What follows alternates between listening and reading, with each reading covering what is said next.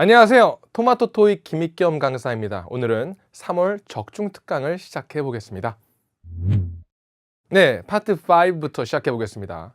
오늘 준비된 문제는 총 10문제가 되겠습니다. 여러분들은 이미 10문제를 다 풀었고 복습했다라는 그런 가정하에 제가 수업을 하겠습니다. 101번부터 보겠습니다. 여러분 시험장 가서도요. 항상 파트 5는 이렇게 사지선다의 선택지를 먼저 보시기 바랍니다. 그럼 이게 최소 어휘 문제인지 아니면 문법 문제인지를 판단할 수 있어요. 그래야 문제를 어떻게 접근해야 하는지 알 수 있기 때문에 꼭 그렇게 하시길 바랍니다. 보기를 먼저 보니까 다 어근이 다르죠. 이걸 어휘 문제라고 합니다. 어휘라도 품사가 여러 가지죠. 대표적으로 명사, 형용사, 부사, 동사가 있는데 이 친구들은 다 명사가 되는 친구들이라고 하겠습니다. 동사가 되는 친구도 있겠지만 지금 명사로 의도한 것 같아요. 빈칸은 명사 자리니까요. 그런데 사실 이 문제는 덩어리 표현이 있습니다. 이렇게 전치사 in과 전치사 of랑 잘 어울리는 표현이 있는데요. 그게 바로 여기 있는 process가 되겠습니다. 이 친구는 뭐뭐 하는 과정이다. 그래서 이런 느낌을 줘요.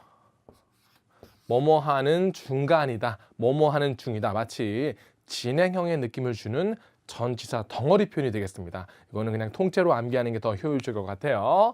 In the middle of의 뜻, 뭐뭐 하는 과정이다. 또 제가 다른 덩어리 표현도 드리겠습니다. 또 마찬가지로 뭐뭐 하는 중이다 라는 표현이 되겠습니다. 이 세 가지 기억해 주시기 바랍니다. 나머지의 뜻을 알아볼까요? 플랜은 계획하다는 뜻이죠. 그래서 미래지향적 느낌의 to하고 잘 어울리는 편이에요. 뭐 할 계획. 또 아래에 있는 interest는 관심이 있다는 뜻이죠. 앞에 있는 in이 뒤에도 나오게 되겠습니다. 그래서 interest in까지 기억해 주기 바랍니다. 마지막 costume은 관습이란 뜻 말고도 세관이란 뜻도 있으니까 무형용어 할 때 잘 나오는 단어겠죠. 같이 이렇게 알아두시기 바랍니다. 그러면 한번 해석을 해볼게요. 이 부서는 검토하는 과정에 있다. 세부 사항을 검토하는 과정에 있다. 이렇게 해석하면 좋을 것 같습니다. 다음 두 번째 문제를 풀러 가겠습니다. 정답 C고요. 두 번째는 어휘 문제인데 사실 이걸 어떻게 보면 문법 문제가 될 수 있어요. 왜냐하면 A하고 D가 뜻이 같거든요. 뜻이 같다라면 어휘 문제는 아니죠. 뜻으로 풀면 둘 다 정답일 테니까요. A하고 D의 차이를 알려드리겠습니다. A는 문법적으로 접속사기 때문에 뒤에 주어 동사의 패턴이 나와야 하고요. 기준은 쉼표 전까지입니다. 반면 같은 뜻을 가진 despite는 전치사기 때문에 뒤에 명사만 나와야 합니다. 이건 문법적으로 항상 적용되는 패턴이니까 기억해 주세요. 접속사는 뒤에 주어 동사, 그러니까 동사가 있어야겠죠. 다음 전치사는 뒤에 명사만 나오죠. 그러니까 동사가 없는 거겠죠. 그럼 결국 어차피 주어는 명사니까 뒤에 동사의 유무를 보고 접속사 할지 전치사 할지 결정하면 된다. 이게 되겠죠. 여러분 기준은 쉼표라고 했습니다. 쉼표 앞을 보시면 여러분 명사밖에 없죠. 동사가 있습니까? 동사가 없잖아요. 명사밖에 없으니까 여러분 전치사가 정답이 되는 거겠죠. 해석은 뭐뭐에도 불구하고 라는 그 역접의 해석이 되겠습니다. 해석해 보겠습니다. 이런 예상에도 불구하고 판매가 올랐다. 이렇게 해석을 해주면 되겠습니다. 그래서 A하고 D는 뜻은 뭐뭐에도 불구하고 라는 역접의 표현들이고요. 문법적 속성만 다르다. 그렇게 기억해 주시면 되겠습니다. 그럼 B하고 C는요. 사실 얘네들은 보통 부사로 잘 쓰이는 친구죠. 빈칸은 부사 자리가 아니라서 탈락이고요. 각각 이 친구는 그러나 otherwise는 그렇지 않으면 이란 뜻이 되겠습니다. 다음 3번 문제로 넘어가 보겠습니다. 정답은 D고요. 3번. 이제는 좀 달라요.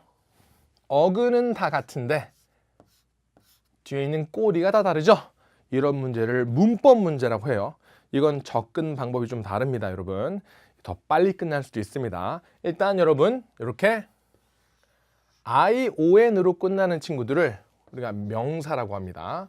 그리고 이렇게 ING, ED 형태를 뺀 원래 모양이죠.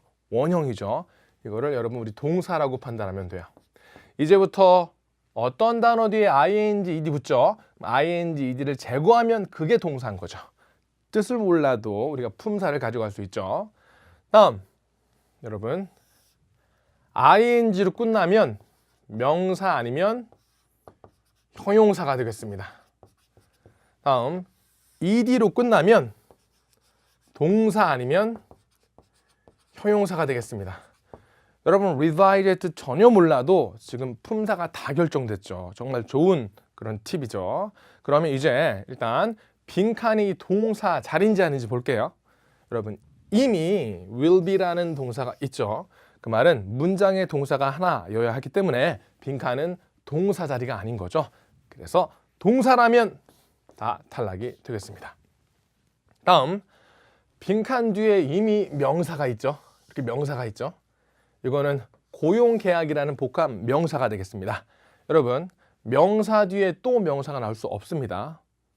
같은 말로 명사 앞에 또 명사가 나올 수 없기 때문에 B는 탈락이 되겠습니다. 그런데 여기서 어떤 친구들은 나 이거 동명사로 쓰이는 거 봤는데요. 맞습니다. A번은 명사 역할을 하면서 뒤에 명사도 나올 수 있는 친구거든요. 그런데 A번은 해석상 탈락이에요. 왜냐하면 동사에 ing 붙인 명사는 우리가 보통 것이라고 해석하는데 해석해 볼게요. revise는 다시 보다. 다시 vise 보다. 그래서 수정하다라는 뜻입니다. 해석해 볼게요. 수정하는 것은 유통될 거다. 해석이 말이 안 되죠. 수정하는 것은 분배될 거다. 해석이 말이 안 돼서 명사 옵션도 탈락이 되겠습니다. 정리해서 B번은 명사랑 충돌이라 탈락, A번은 문법상은 가능하지만 해석상 탈락이 되겠습니다. 결국 ing, ed를 형용사 ing, ed를 결정하는 문제가 되겠습니다. 팁을 드리자면 ing 형태는 하는 이라는 형용사고요. ed 형태는 된 이라는 형용사고요. 해석상 계약서는 수정하는 건가요? 수정되는 건가요? 해석상 계약서는 수정하는 게 아니고 수정되는 거죠. 그래서 정답이 ed 형태로 revise가 되겠습니다. revised 해석은 수정된 계약서가 되겠습니다. 또 여러분 팁을 하나 더 드리자면 보통 ing 형용사보다는 ed 형태 형용사의 출현 빈도가 훨씬 높습니다. 시험장에서 모르는 해석도 모르겠어, 문법도 모르겠어. 그러면 ed를 하는 그런 방법이 더 효율적이라고 할 수 있겠습니다. 알았죠? 이런 팁까지 드립니다. 정답은 C번이 되겠습니다. 다음 4번 문제로 넘어가 보겠습니다. 4번 문제는 이번에는 동사 어휘 문제죠. 동사 어휘 문제는 팁을 드리자면 빈칸 뒤를 보면 돼요. 빈칸 뒤 동사에 따라서 동사 뒤에 나오는 게 다르거든요. 일단 뒤에 보니까 with라는 동반의 전치사가 나왔어요. with는 보통 함께라는 뜻이죠.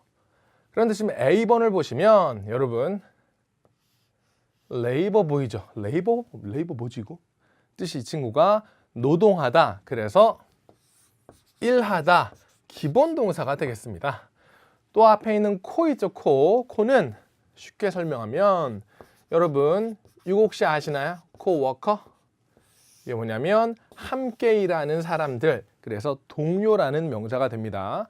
CO는 함께라는 뜻이에요. 그래서 함께 일하다라는 뜻이 되겠습니다. 동사로 바꿔본다면 together 정도가 되겠죠. 함께 일하다. 그럼 뭐가 궁금하죠? 함께 일하다, 협력하다 하면 누구랑 함께 일할지 궁금할 수 있겠죠. 그래서 collaborate 뒤에 with가 잘 나오는 거예요. 누구랑 협력할지. 그래서 여기에 계약자들이라는 사람 명사가 나오게 되는 겁니다. 그들의 계약자들과 함께 협력했다. 그래서 정답은 A가 되겠습니다. 이해하셨죠? 여러분 나머지 뜻 얘는 평가하다라는 뜻이죠. 동의어도 적어보겠습니다. 다음 C번은 수행하다라는 뜻이죠. 여러분 동의어로 암기하는 게 더 효율적입니다. 다음 얘는 그냥 돕다 정도, 지원하다 정도가 되겠죠. 챙겨두시고요. 다음 넘어가 보겠습니다. 4번 문제의 포인트는 동사 어휘 문제는 빈칸 뒤를 보자 그거였습니다. 다음 5번 문제로 넘어가 보겠습니다. 5번 문제는 어근은 같은데 이렇게 꼬랑지가 다르죠. 이것도 품사 문제가 되겠습니다. 한번 알아보겠습니다. 여러분 ly로 끝나면 이거를 부사라고 하죠. 다음 ly를 빼면 이거를 형용사라고 하죠.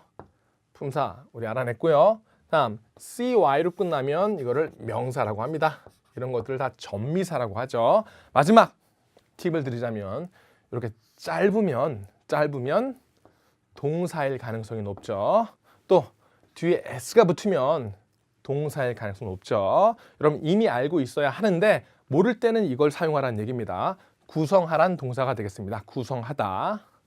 일단 빈칸을 보면 빈칸 앞에 주어가 이미 있습니다. 그리고 빈칸 뒤에 동사가 이미 있습니다. 그러면 지금 주어 자리도 아니고 동사 자리도 아닌 거죠. 그럼 둘 중 하나입니다. 부사일지 형용사일지. 여러분 보통 부사는 동사를 꾸며주고요. 형용사는 명사를 꾸며주죠. 그런데 형용사는 명사 앞에 위치해야 되죠. 자리 문제도 있고요. 이렇게 대문자가 나오는 고유대명사, 사람 이름 같은 고유대명사는 형용사의 수식을 못 받기 때문에 정답은 바로 부사 A가 되겠습니다. 부사는 동사를 꾸미죠. 그래서 여기 있는 동사를 꾸미게 되고요. 이 친구는 쉽게 생각하면 always라고 보시면 돼요. 항상, 지속적으로, 일관적으로 란 뜻이 되겠습니다. 또 여기서 포인트가 A번은 부사 중에서도 빈도부사가 되겠습니다.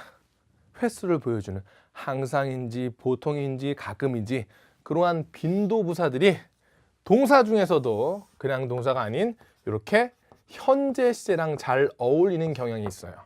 여기 보면 동사에 s가 붙었죠. 그럼 보통 그걸 현재 시제라고 합니다. 항상 생산하고 난다. 그렇게 해석해 주면 좋을 것 같아요. 이해하셨죠? 그러면 우리 6번으로 넘어가 보겠습니다. 6번 문제. 6번 문제는 전치사 문제인데 여기에 팁이 있었습니다. 정리해 보겠습니다. 여러분 S는 still이고요. E는 even이고요. M은 much, far, a lot 여기 있네요. 제가 적은 지금 이 5가지는 토익에서 비교급 앞에 잘 나오는 강조 부사라고 할 수 있겠습니다. 다시 한번 비교급 앞에 잘 나오는 강조 부사로 뜻은 회계라 합니다. 훨씬이라는 뜻이 되겠습니다. 훨씬 이렇다, 훨씬 이렇다. 그런데 선택지에 비교급이 없잖아요. 선택지에 비교급이 없잖아요. 여러분 비교급이 꼭 more, er 그것뿐만 아니고요. 전치사 beyond, below 이런 친구들로 비교급을 보여줄 수 있어요. 상하의 개념이죠. 예를 들어서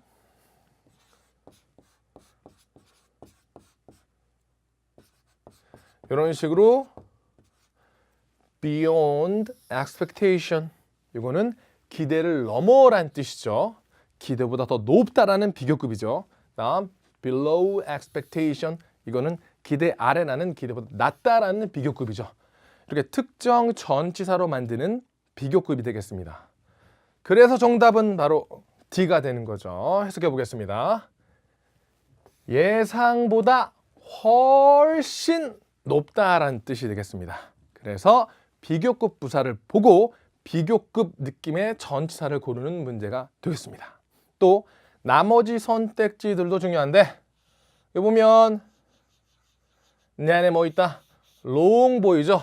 그래서 along은 이렇게 긴 강을 따라서가 되겠습니다. 긴 강을 따라서라는 전치사, 장소 전치사가 되겠습니다. 또 Besides는 해석이 게다가라는, 게다가 또 있다, 옆에 또 있다라는 느낌이죠. 게다가라는 전치사고요.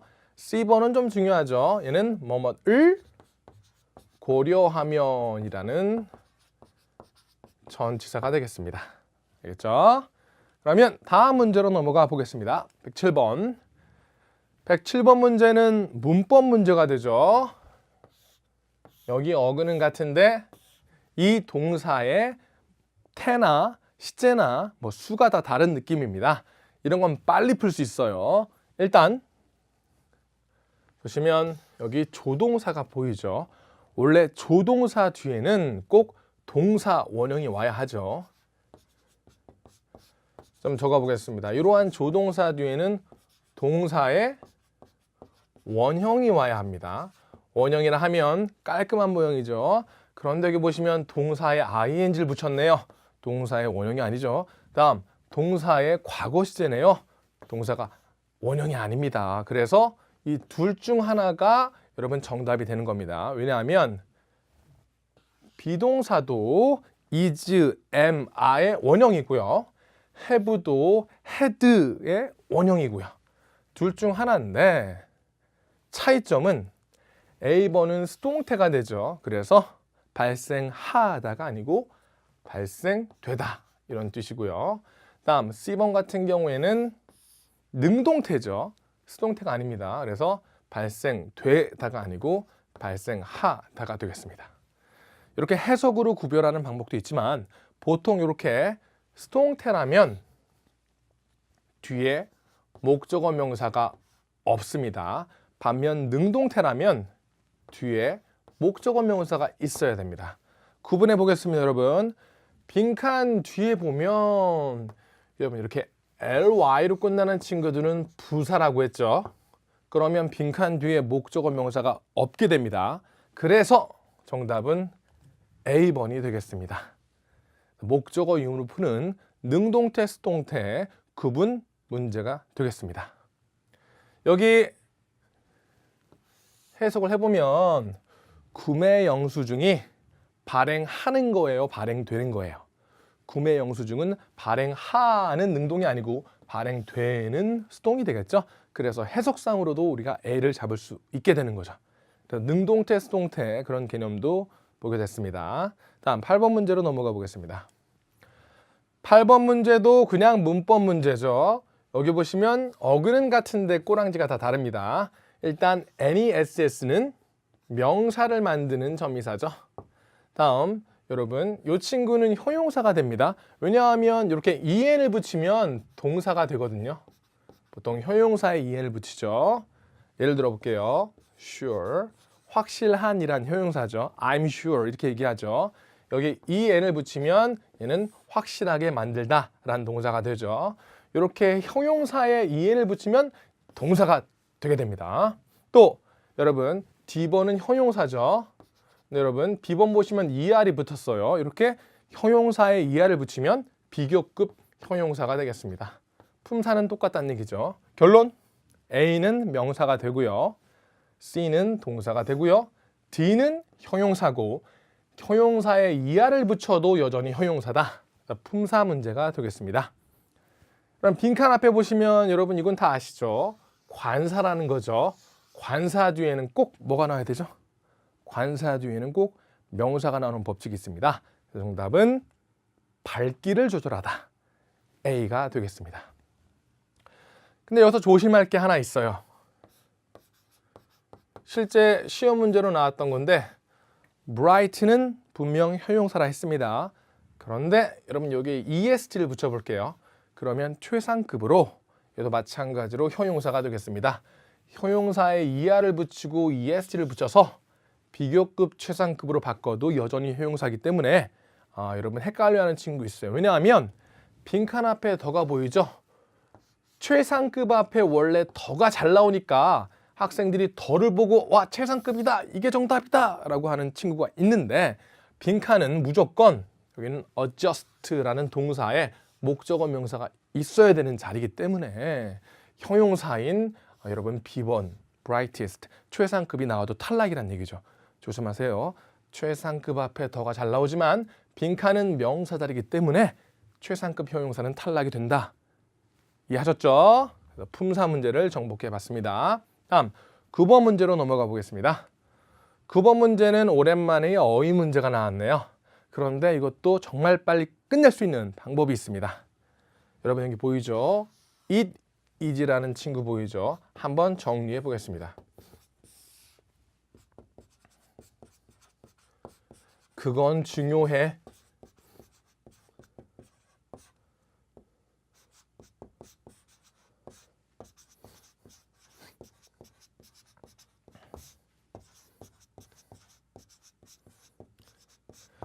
여기 제가 정리한 형용사의 특징이 있습니다. 뜻이 거의 비슷해요. 그건 중요해란 뜻이에요. 기본 뜻이 되죠. 그러면 빈칸 뒤에 that 플러스 주어 그 다음에 동사 원형이 나오는 특징이 있습니다. 다시 한번 it is 뒤에 중요한 이란 형용사가 나오면 빈칸 뒤에는 that 주어 동사 원형이 나오는 문법적 특성이 있어요. 여러분 that 뒤에 이렇게 주어 나오고 지금 동사 원형이 나왔죠. name은 임명하다란 지금 동사예요. 명사 아닙니다. 빈칸 뒤에 명사가 이미 있으니까 name 뒤에 명사가 이미 있죠. 얘는 명사가 아닌 동사로 임명하다라는 뜻이에요. 동사 원형으로 나왔죠. 이게 하나의 구문이라고 합니다. 가주어, 진주어, 구문. 그래서 여기서 암기하세요. 이 친구들과 똑같은 뜻을 가진 imperative가 정답이 되겠습니다. 해석해 볼게요. 그건 중요해. 이 사진들이 곧 후임자를 임명해야 하는 것은 중요해. 이러한 구문이 되겠습니다. 그러니까 이거는 암기하는 그러한 문제가 되겠습니다. C번 암기해 주시고요. 마지막 파트 5, 10번으로 넘어가 보겠습니다. 10번 문제는 아까 했던 동사의 어용 문제예요. 일단 빈칸은 동사 자리가 맞습니다. 왜냐하면 빈칸을 제외하고 동사가 없죠. 동사가 없죠. 그래서 동사 앞에 to를 붙이면 동사가 아닙니다. 문법적으로 B는 탈락이고요. A, C, 데이빗 셋 중에 하나인데 우리가 아까 배운 게 있죠. 여기 보시면 능동태, 수동태 개념과 시제 개념을 배웠는데 일단 A, C, D 전부 다 능동태라서 능동태, 수동태 구분은 필요 없을 것 같아요. 그런데 A번은 현재 시제죠. 동사의 원형 또는 동사 뒤에 s를 붙이면 현재 시제가 되죠. 다음 C번은 미래 시제가 되죠. 앞에 will이 붙었죠. 다음 D번은 현재 완료 시조죠. 현재 완료. 그럼 결국 이 문제는 시제 문제라는 거죠. 그래서 우리 시제 문제라면 봐야 할 거를 한번 정리해 보겠습니다.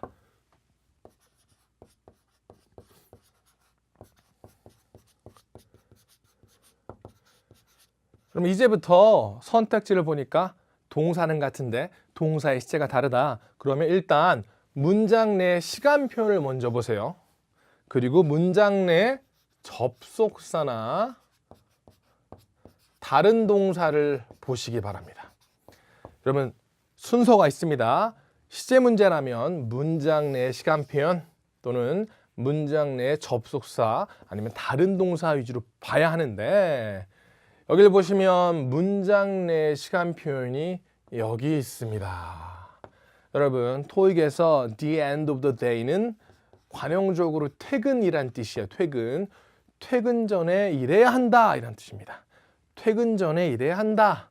그럼 보통 퇴근이라 하면 미래 시제가 되겠죠. 뿐만 아니고 여기 나왔죠.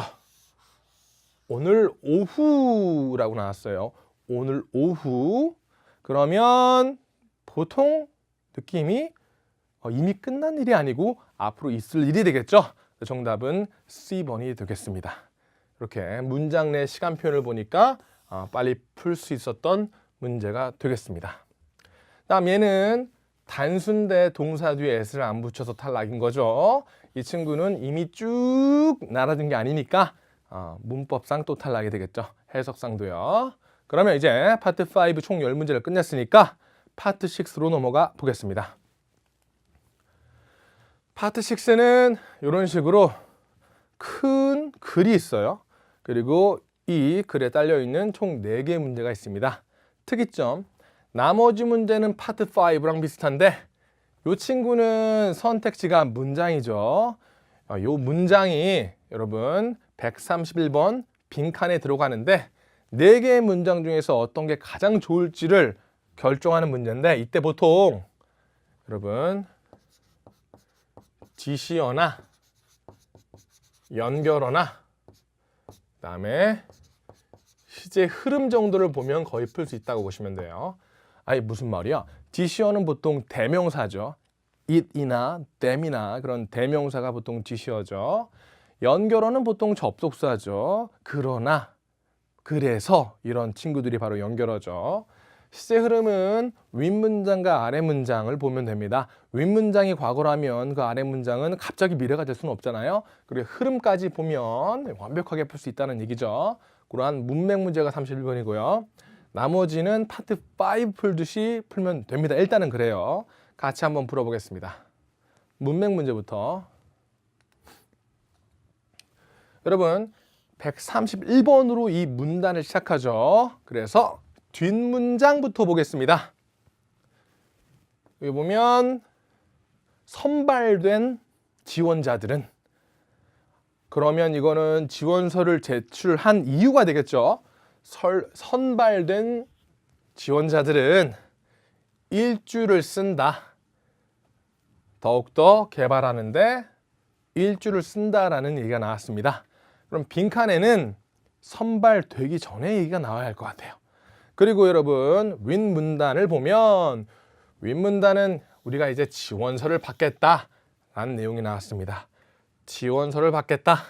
그리고 여기도 나왔네요. 팀을 선발해 보겠다 라는 얘기가 있습니다. 그 가운데 들어갈 문장을 고르는 거예요. 일단 위에 있는 내용은 지원서를 받겠다. 또 빈칸 뒤에 있는 문장은 선발되면 이걸 할 거다. 이런 내용이었습니다. A번부터 보겠습니다. 지원서는 이때까지 내라. 그러면 선발해서 이런 일들을 한다. 지금 A번이 괜찮은 시간 흐름을 보여주고 있습니다. 다시 한번 가보겠습니다. 지원서는 이때까지 제출해라. 선발된 지원자들은 이렇게 할 거다. 시제도 괜찮죠? 왜냐하면 아까 A번의 슈드가 미래 시제죠. 앞으로 있을 일이고요. 다음 빈칸 뒤에 있는 문장도 미래 시제니까 정답은 A번이 되겠습니다. 위의 내용은 선발한다. 이때까지 지원서 내라. 선발되면 이런 일들을 한다. 흐름이 좋죠? 이런 식으로 시제 흐름도 분명히 도움을 준다는 거. 다음 32번은 문법 문제일 뿐입니다. 보통 A번은 동사 앞에 나오는 주어 역할을 하죠. A번은 동사 앞에 위치한다. 다음 B번 같은 경우는 동사나 적어볼게요. 전치사 뒤에 나오는 목적격이라 하죠. B번은 동사 뒤, 전치사 뒤. 다음 C번 같은 경우는 명사 앞에 나오는 소유격이라 하죠. 마지막입니다. theirs. 이렇게 소유격에 s를 붙이면 해석이 것이란 뜻이 되죠. 그래서 그들의 것이라는 사물명사가 되겠습니다. 이거는 문법 문제니까 쉽게 풀 수 있을 것 같아요. 32번 빈칸을 보면 여기 있네요. 그럼 빈칸 뒤에 보면 프로토타입이라는 보통 견본이라는 명사입니다. 아니 얘가 명사인지 어떻게 알아요? 여러분 보통 이렇게 동사로는 문장이 안 끝나요. 동사로는 문장이 잘 안 끝나기 때문에 여러분 이 친구는 동사일 확률을 적습니다. 뿐만 아니고 이 문장에 동사가 이미 있죠. 그리고 여러분 뒤에 s가 붙어 있죠. s가 붙어 있으면 동사 아니면 명사인데 이 문장에 동사가 이미 있으니까 이 친구는 명사가 되죠. 뜻을 몰라도 품사는 알 수 있죠. 명사 앞에 나오는 건 아까 뭐였죠? 소유격인 C가 되겠습니다. 그들의 견본을 더욱더 개발한다. 이해하셨죠? 32번은 쉬운 문제로, 그럼 3초 문제로 풀어야 돼요. 다음 33번. 이 문제는 아까 말씀드린 연결어 문제가 되겠습니다. A번 같은 경우는 그렇지 않으면 이란 뜻이에요. 쉽게 바꾸면 그렇지 않으면 이런 뜻이고요. 다음 therefore 쉽게 바꾸면 그래서 그러므로 라는 뜻이고요. 다음 C번 같은 경우는 그럼에도 불구하고 그래서 이런 느낌이 나고요. 마지막에 moreover 이 친구는 더욱더 또한 이란 뜻으로 쉽게 바꾸면 이런 느낌이 나고요. 다음번에는 선택지가 이렇게 나올 수 있어요, 여러분. 챙겨주시기 바랍니다. 이 친구는 앞문장과 뒷문장의 의미 관계를 연결하기 때문에 무조건 해석을 해줘야 돼요. 가보면 앞뒤 문장을 봐야 합니다. 앞문장을 보면 선발되면 돈을 받는다. 그리고 기술적 지원을 받는다 라는 긍정적인 내용이 나왔습니다. 긍정적. 빈칸 뒤를 보니까 교육도 받는다. 지도도 받는다. 이것도 마찬가지로 뭔가 다 퍼준다라는 긍정적인 내용이죠. 앞의 내용은 긍정적 지원해주겠다. 뒤의 내용은 교육도 해주겠다. 그러면 반전, 인과가 아닌 뭐가 되죠? 추가가 되겠죠. 정답은 D가 되겠습니다. 무조건 해석을 해야 되는 연결어 문제였습니다. 마지막 3, 4번. 3, 4번은 그냥 품사 문제일 뿐인데 이렇게 ly로 끝나면 보통 부사라고 했죠. 그리고 여러분 ful로 끝나면 보통 형용사가 되겠습니다. 그리고 B하고 C는 목적이라는 명사가 되죠. 기본적 품사 문제고요. 빈칸을 보면 여러분 여기 보이죠? 이거를 소유격이라 하죠. 소유격 뒤에는 무조건 명사가 있어야 합니다. 아까 기억합니까? 이렇게 소유격 뒤에는 명사가 있어야 돼요. 그래서 명사, 단수와 복수 둘 중 하나가 정답인데 앞을 보시면 동사가 단수죠. 지금 빈칸은 주어 자리인데 동사가 이렇게 단수 취급되고 있습니다. 그러면 명사도 단수 형태로 골라줘야겠죠. 명사도 당연히 단수 형태인 propose가 되겠습니다. 이것도 쉬웠던 문법 문제가 되겠습니다. 그러면 3132는 해석이 필요한 문제였고요. 3234는 해석이 필요 없는 문제였고요. 파트 6는 이렇게 해석이 필요한 또는 필요하지 않은 문제가 골고루 있으니까 그걸 파악해서 풀어야 하겠습니다. 아시겠죠? 그러면 두 번째 파트 6로 넘어가 보겠습니다. 이번엔 편지죠. 편지라면 발수신자를 보면 좋아요. 발신자는 이벤트 관리인, 이벤트 조직위원회 정도가 되겠습니다. 다음 가르시한테 보내는 건데 여러분 날짜도 잘 봐야 돼요. 2월 10일 날 보내는 편지가 되겠습니다. 그리고 선택지를 보면 시제 문제가 나왔네요. 첫 번째 시제 문제고요. 두 번째는 문맥 문제였고요. 다음 세 번째는 형용사 어휘 문제, 마지막은 동명사 어휘 문제가 되겠습니다. 일단 시제 문제부터 보겠습니다. 시제 문제라면 기억합니까? 문장 내 시간 표현, 문장 내 다른 동사, 다른 접속사가 되죠. 여기 보니까 여기 있네요. 5월 3일 날 이거 한다. 역시나 문장 내 시간표를 보는 게 여러분 굉장히 중요했죠. 5월 3일 날 할 건데요. 아까 보셨다시피 2월 10일 날 쓴 글이기 때문에 이 글을 쓴 시점에서 5월 3일은 미래가 되겠죠. 정답은 D가 되겠습니다. 제가 알려준 그 순서대로 풀면 평균적으로 가장 빠르고 정확하게 풀 수 있죠. 다음 다시 한번 반복해 볼게요. 파트 6의 문맥 문제는 지시어, 연결어, 마지막 시제 흐름이 되겠습니다.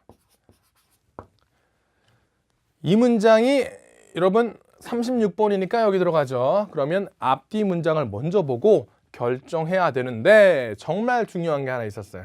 그게 바로 빈칸 뒤에 it이 되겠습니다.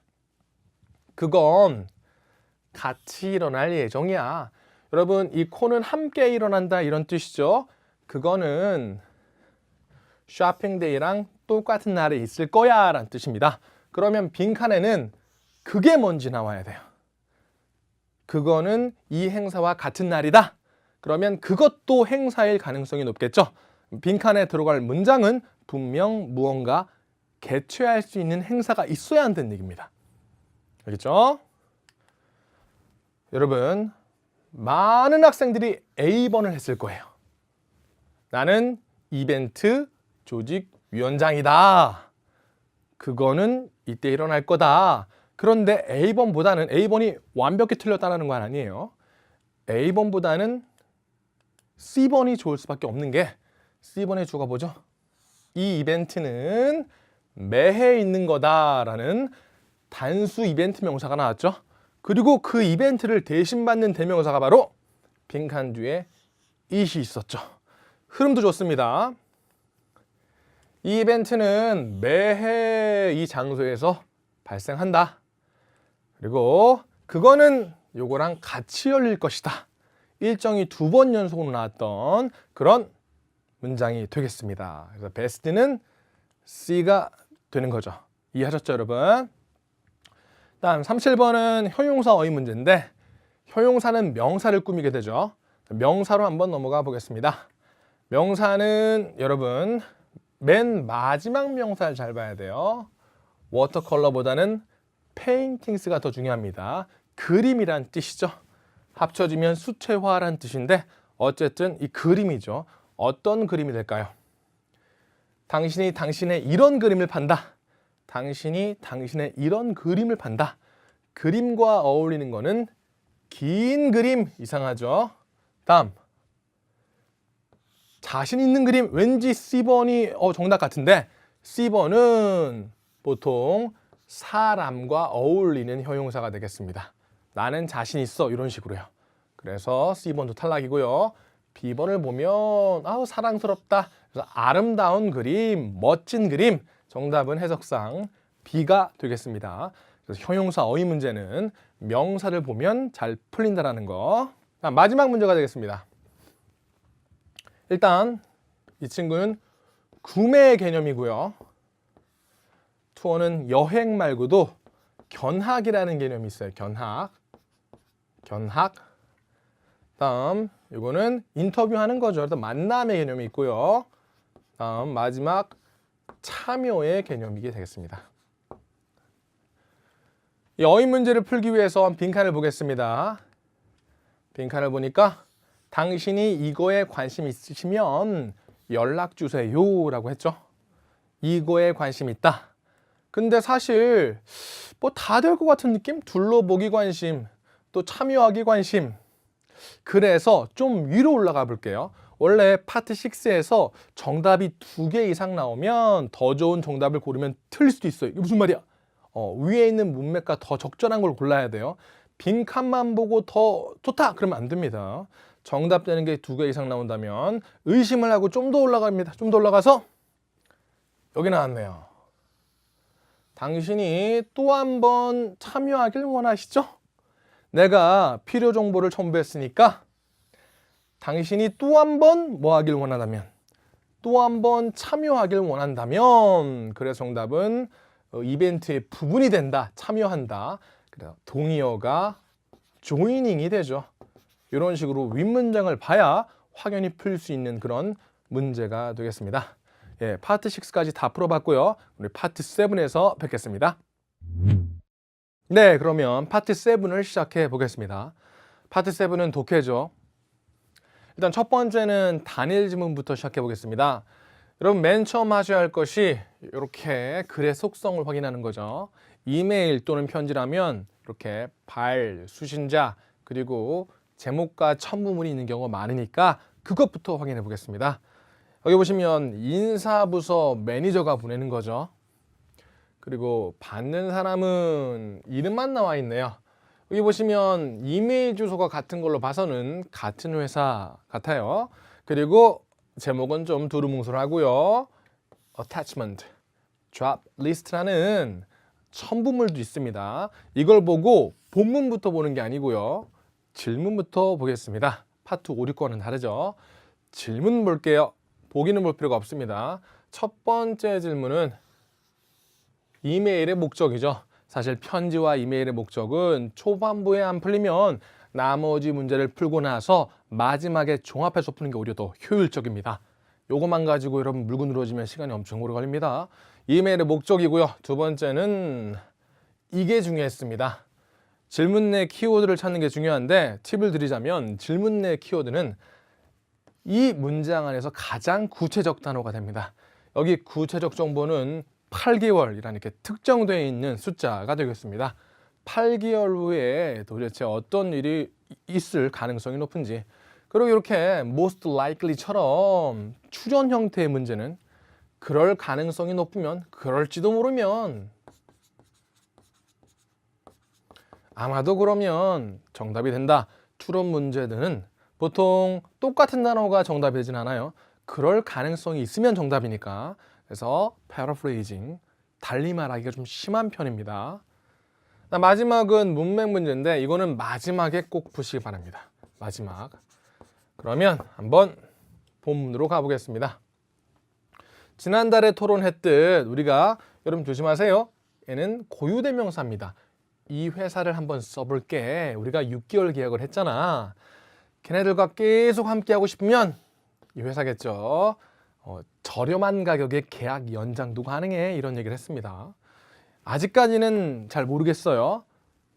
두 번째 문단 보니까 그 회사는, 보세요. 소셜미디어에 우리의 일자리를 게시하는 곳이야. 여러분, SNS에 일자리를 게시한다. 그 말은 이것만으로도 우리가 바로 advertisement, 광고란 걸 할 수 있어야겠죠. 광고를 해주는 업체가 되겠습니다. 그 회사는 광고를 해주는 업체야. 구인 광고가 되죠.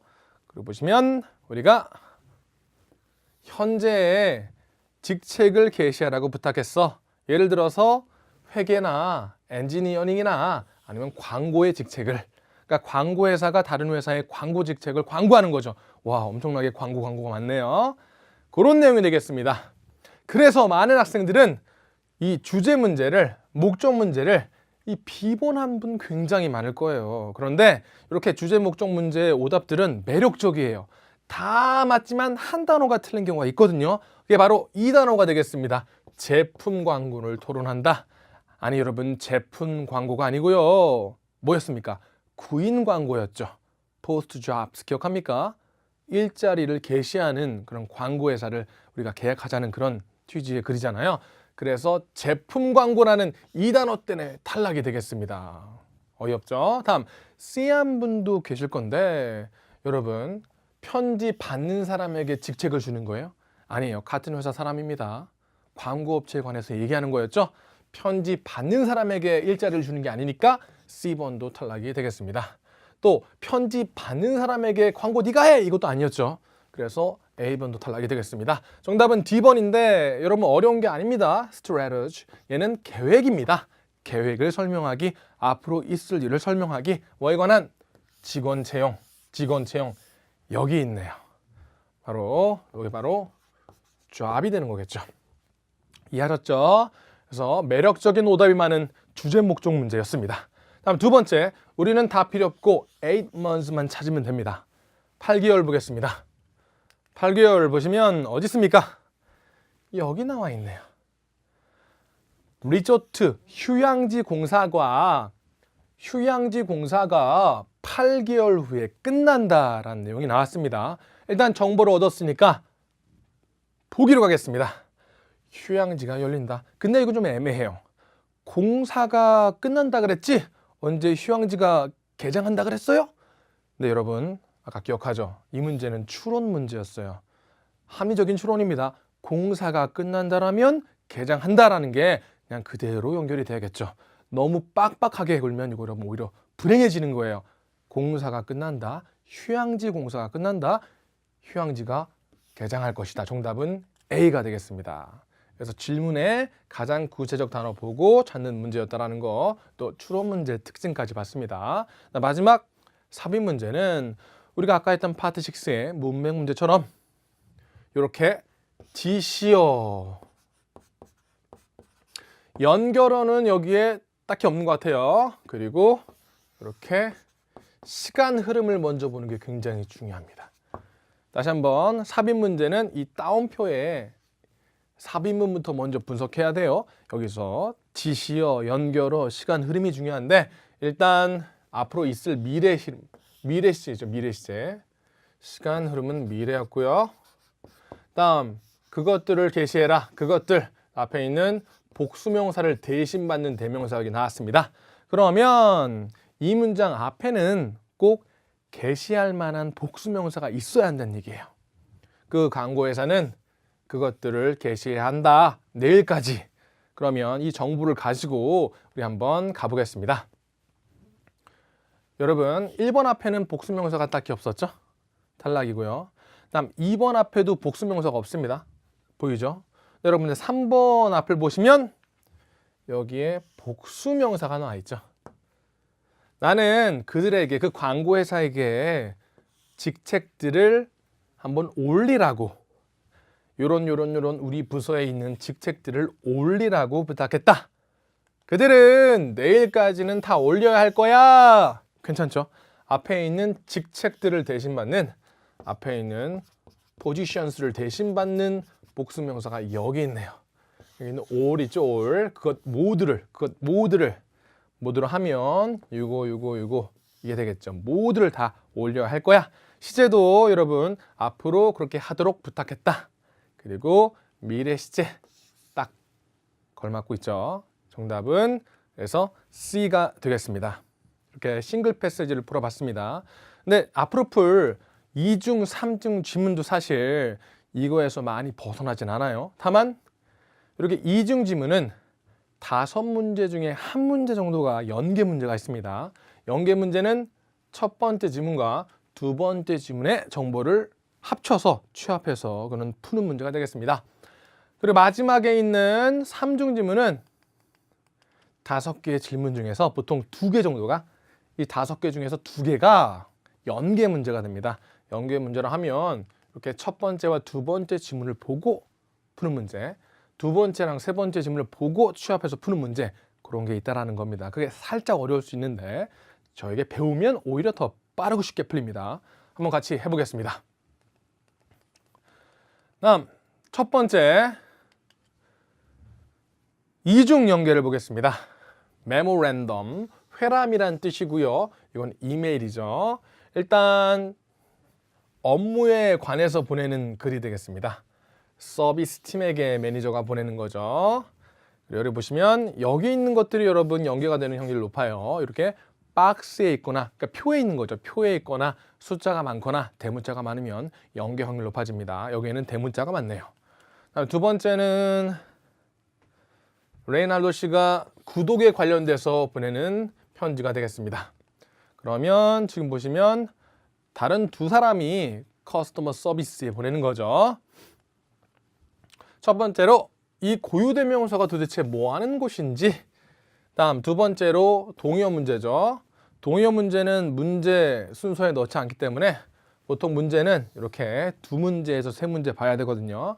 동의어 문제는 문제 순서에 넣지 않는다고 했죠. 그래서 우리는 3문제를 보겠습니다. 5문제를 한꺼번에 다 보면 머리가 너무 아파요. 알겠죠? 세 번째 문제를 보시면 이 Cview Times에 관해서 추론할 수 있는 문제인데 사실 이 두 가지는 같이 풀릴 가능성이 있습니다. 또 세 번째 질문이 먼저 풀릴 가능성도 있습니다. 항상 머릿속에 2개를 익혀야 돼요. Cview Times가 뭐 하는 곳인지 또 이것에 관해서 추론할 수 있는 문제, 그러면서 그 문맥에 따라 이 동의어 문제도 푸는 거죠. 볼륨. 한번 해석을 해보겠습니다. 알다시피 Cview Times가 회람이 증가했잖아. 그 말은 구독자 수가 증가했다는 뜻입니다. 지난 1년간 엄청 증가했잖아. 좀 더 보겠습니다. 고객의 이러한 걸 효율적으로 해결하기 위해서 그 결과로 나온 아까 구독자 수가 증가했다 그랬죠. 그 결과로 나온 고객의 이메일과 전화를 효율적으로 뭐라기 위해서? 처리하기 위해서 고객의 이메일과 전화의 양을 처리하기 위해서 정답은 볼륨, amount가 되겠습니다. 이렇게 문맥상 풀었고요. 다음 좀 더 보시면 우리 각각의 멤버는 each 멤버 보이죠? 여러분 동그라미 할게요. 한 곳에만 딱 배정을 받는다. 전문화하는 거네요. 각각의 직원은 한 분야에 딱 배정을 받아서 거기에 focus on, 집중하라는 얘기죠. 아직까지 어떤 회사인지 다 안 나온 것 같은데. 그리고 아래 나와 있다. below 보이죠? 아래 보면 구독 갱신, renew는 다시 하는 거죠. 구독 취소, 그 다음에 배송 실패, 마지막은 일시정지가 되겠습니다. 이렇게 하나하나 업무를 배정받은 거예요. 각각 개인이. 그리고 이러면 효율 높아지고 우리 작업의 질이 높아질 거다. 그렇게 나왔습니다. 이걸 가지고 어떤 회사인지 보겠습니다. 여기 뉴스페이퍼도 있었죠. 에이본, 잡지. 이거 고른 사람 되게 많을 것 같은데 아까 표에서 특정되었듯 이건 잡지가 아니고 신문이었죠. 그래서 이 친구는 정답이 D가 되겠습니다. 여러분 조심하세요. C번은 회사 사보란 뜻이에요. 회사 사보. 다음 여러분 7, 8번도 풀 것 같은데 은근히 먼저 나왔네요. 팁을 드리자면 이렇게 보기에 있는 대명사들은 대명사 보이죠? 질문에 있는 명사를 대신 받아요. 이 CView Times는 구독자 수가 증가했다. 그래서 고객의 이메일과 전화가 많아져서 그래서 업무를 이렇게 딱딱 분할하는 거였죠. 정답은 A가 되겠습니다. 어려운 문제 아니었고요. 다음 그러면 우리 5문제 중에 연계 문제가 하나 있다고 그랬잖아요. 이 2개 중에 하나가 연계 문제일 건데 한번 문제를 보겠습니다. 7, 9번. 누가 레이날도 씨의 요청을 처리할 가능성이 높습니까?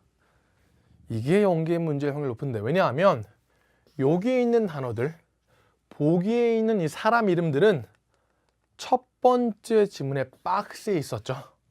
그런데 여기 있는 질문의 레이날도 씨는 두 번째 지문의 발신자잖아요. 그래서 박스에 있는 모든 그런 일들을 먼저 다 분석하기보다는 이 사람의 특정 사연을 먼저 보는 게 좋아요. 이 사람의 특정 사연을 보고 그 사연에 맞는 사람을 고르면 되겠습니다. 이 사람 사연을 보시면 편지에는 부탁하는 표현이 거의 목적이죠. Could you please 보이죠? 나 예배 좀 해줘. 그리고 여기 나왔네. 핵심입니다. 배송을 멈춰줘. 언제까지? 3월 1일까지 배송을 멈춰줘. 그 말은 3월 이후로는 배송을 다시 재개하라는 얘기죠. 배송을 일단 멈춰줘 이런 얘기가 되겠습니다. 그래서 여러분 첫 번째로 가시면 이거 이거 cancellation 했죠. 취소하는 게 아니고 3월 1일까지라는 제한을 뒀어요. 3월 1일까지는 멈춰줘. 그 이유는 계속 주고 그래서 아예 취소하는 게 아니고 일시적으로 중단한다. 그래서 여러분 적어보겠습니다. stop하고 suspend 이 동의어를 사용한 정답이 되는 거예요. 잠깐 멈춘다. 잠깐 중단한다. 정답은 그래서 D가 되겠습니다. 이해하셨죠? 다음 마지막 그러면 80번은 자동적으로 연계가 아닌 확률이 높아요. 두 번째 박스만 보면 된다는 얘기예요. 레이날도 씨가 언제 복귀하는지 조심하세요. 이렇게 선택지에 날짜들이 다 있으면 정답되는 날짜뿐만 아니고 오답되는 날짜도 본문에 많이 나오는데 중요한 건 복귀 날짜가 되겠습니다. 복귀하는 시점이 중요한 겁니다. 복귀한다 그런 얘기를 한번 찾아볼까요? 나는 떠난다. 내일 떠난다. 이거는 복귀하는 게 아니에요, 여러분. 내일 떠나는 거고 떠나고 다시 돌아오는 게 복귀하는 거죠. 그래서 내일이라 하면 25일일 텐데 여기 나왔네요. 25일은 아닐 거고 여기 나왔네요. Will not return until 2월 27일까지는 못 돌아온다. 많은 학생들이 아니 2월 27일까지 못 돌아오면 2월 28일날 돌아오는 건가? 말일날 들어오나? 라고 생각할 텐데 여러분 이거 중요합니다. 영어에서 not until은 after의 느낌을 줍니다. 2월 27일까지는 못 돌아온다. 그 말은 2월 27일 이후에 돌아올 수 있다. 그 말은 2월 27일을 포함하는 거란 말이에요. 이해 안 가면 여러분 암기해야 됩니다. 2월 27일 그 이후에는 돌아올 수 있다. 그 말은 2월 27일에 돌아오는 거란 말이에요. 27일 포함하는 거니까. 그래서 정답은 2월 27일에 돌아온다. 이해 안 가면 암기했어요. 여러분, not until은 애프터의 느낌. 이 이후부터 가능하다. 돌아올 수 있다. 정답은 27일이 되겠습니다. 이해하셨죠, 여러분? 이런 식으로 연계인지 아닌지를 파악하고요. 연계 문제는 2개의 지문의 정보를 취합해서 푸는 문제가 되겠습니다. 스탑하고 싶다. 그걸 맞는 사람은 카터씨였고요. 예, 그러면 우리 마지막 3중 지문 세트로 넘어가 보겠습니다. 3중 지문은 첫 번째는 구인 광고죠. 두 번째는 일정표고요. 사실 보통 일정표에 이렇게 고유대명사니 숫자니 이게 많아서 연계의 중심이 되는 경우가 굉장히 많습니다. 마지막은 이메일이죠. 보시고 5문제 중에서 보통 2문제가 연계 확률이 없다고 그랬죠. 이렇게 3중 지문이라면 연계 문제가 보통 2개입니다. 질문부터 보겠습니다. 여러분, 이런 식으로 구인 광고에 따르면 그럼 얘는 첫 번째 지문만 보면 된다는 얘기예요. 연계가 아닐 확률 높죠. 강사가 결정할 게 뭔지. 두 번째, 누가 가장 최근 들어온 강사인지. 세 번째는 스케줄에서 인디케이트 된 거. 봐봐요. 스케줄은 여기 있죠. 이거죠. 여기서 암시된 거기 때문에 얘도 연계 문제가 아닐 확률이 높아요. 총 우리가 3개의 질문을 봤죠. 구인 광고만 보면 되고 얘는 스케줄만 보면 되고, 알겠죠? 이거는 새로운 게 중요했고, 이런 식으로 키워드를 잘 잡아야 합니다. 한번 해석해 보겠습니다. 우리가 강사를 찾는다. 새로운 수업을 할 강사를 찾는다 라고 했습니다. 그리고 강사는 여러분 이렇게 대문자 보이죠? 이런 거 잘 봐야 됩니다. 월요일부터예요. through는 쭉 통과해서 금요일까지란 뜻이죠. 월요일부터 금요일까지 매일매일 이용 가능한, 근무할 수 있는 사람을 찾는다. 근데 잘 봐야 됩니다. 이전에 9시에서 5시 전에 근무할 사람, 결국 오전 9시 전에 근무할 사람을 찾는 거게 되겠죠. 그리고 수업의 포맷과 포커스는 결정될 수 있다. 강사에 의해서. determine을 넘기면 안 돼요. 왜냐하면 여기 determine, 이 친구가 여기 있는 decide랑 똑같은 뜻이란 말이에요.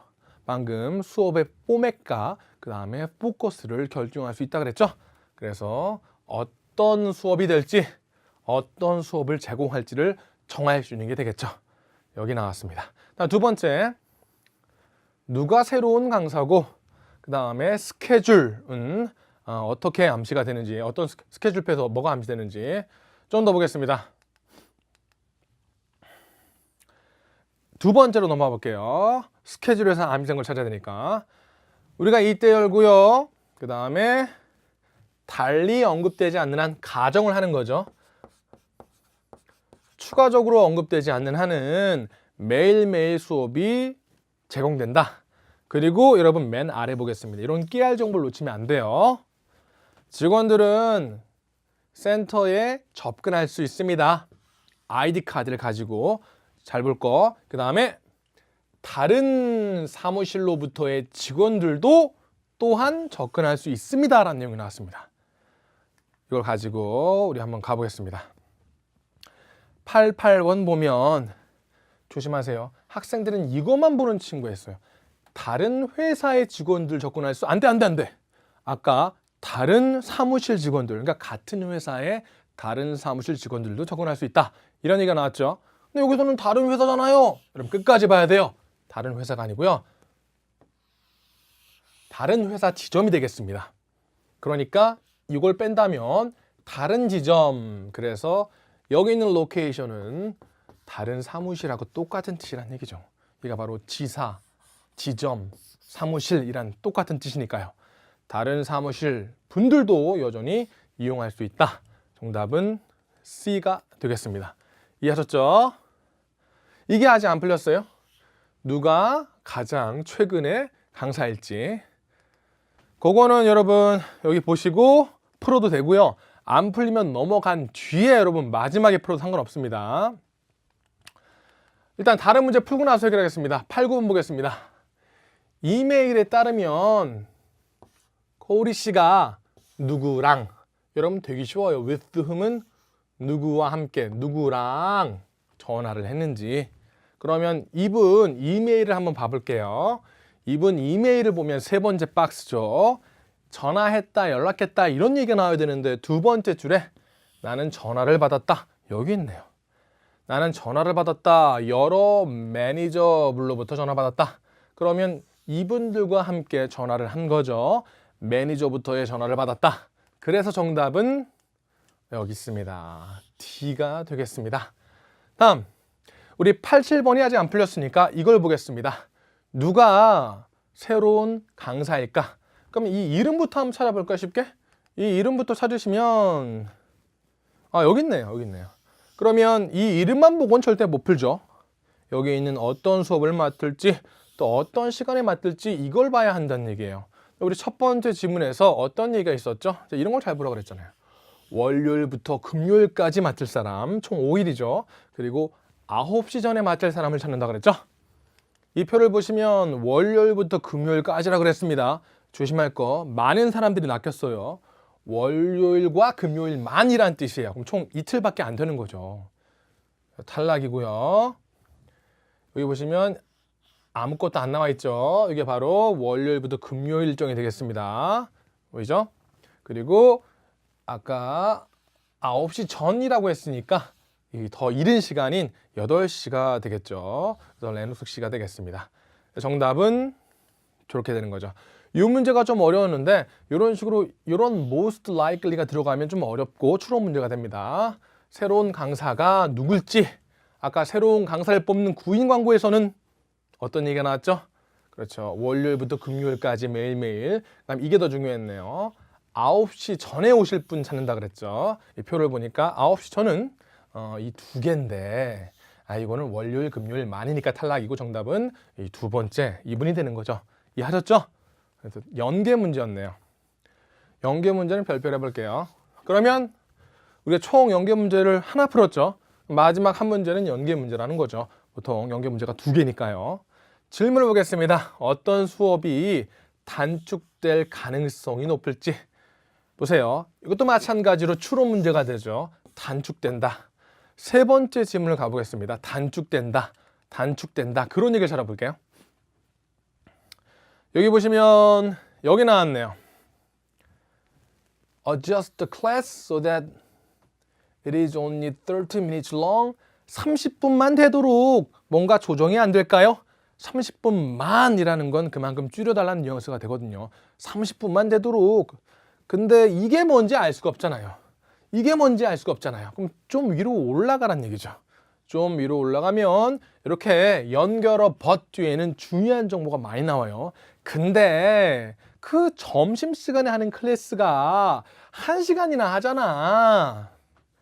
이러면 어떻게 정신없어. 점심도 못 먹어. 그래서 그 수업을 30분만 되도록 해주면 안 될까? 그 수업은 바로 런치타임 클래스가 되는 거죠. 근데 선택지에 런치타임 클래스가 없잖아요. 바로 연계라는 증거입니다. 여러분 능동적으로 연계의 중심이 이 표로 가서 점심시간에 하는 강좌는 뭐밖에 없죠? 점심시간에 하는 강좌는 이 세 번째 필라테스밖에 없죠. 그래서 정답은 필라테스가 되는 거죠. 이해하셨습니까? 이런 식으로 파트 7은 질문을 잘 분석해야 우리 삽입 문제도, 주제 목적 문제도, 그다음에 동의어 문제도, 연계 문제도 잘 풀 수 있게 되는 겁니다. 이렇게 복습을 많이 해주시고요. 실제 시험장 가서 그럼 도움을 엄청 받을 테니까 여러분 공부를 더 복습 많이 하고 아주 진실되게 성실하게 하시기 바랍니다. 수고하셨습니다.